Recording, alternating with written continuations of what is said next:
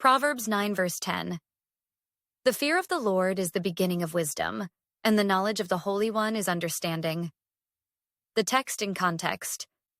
Proverbs 9 paints wisdom as a gracious hostess who has built her house, prepared a feast, and sent out invitations. In contrast, folly does likewise but leads her guests to destruction. Verse 10 comes after wisdom's call, summing up the prerequisite for entering her banquet hall. A right relationship with God. Key terms. Explained, fear of the Lord. Yirat, EHWH. Not cringing terror, but a profound reverence and awe for God's infinite holiness, power, and moral authority. This fear motivates us to turn away from evil and live in alignment with His character. Beginning of wisdom. Just as the foundation is essential for a house, fear of the Lord is the indispensable starting point for all true insight, moral discernment, and right living. Knowledge of the Holy One. A relational knowing. Not mere facts about God, but experiential intimacy with Him. Such knowledge deepens our understanding of life's purpose, ethics, and destiny. Why this matters today. Countering self-made wisdom in our hyper-individualistic culture, wisdom is often equated with self-improvement, emotional intelligence, or scientific savvy alone.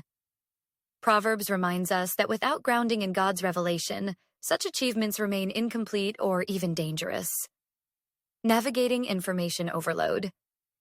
We live in an age of 24/7 news, social media streams, and thought leaders on every topic. The fear of the Lord safeguards us from being swayed by fleeting trends or ideologies that contradict divine truth.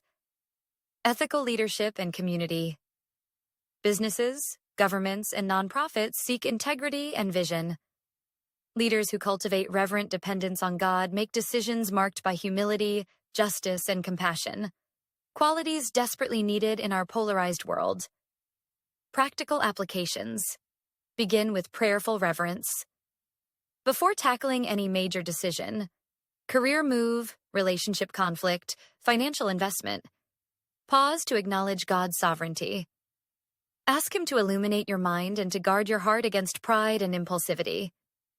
Immerse yourself in God's character. Regular Bible reading and reflection.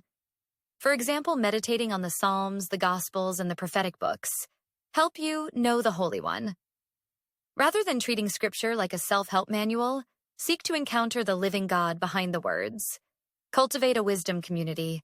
Surround yourself with mentors, prayer partners, and study groups who model reverential living. Share insights, ask hard questions, and hold one another accountable to biblical standards. Integrate faith and vocation.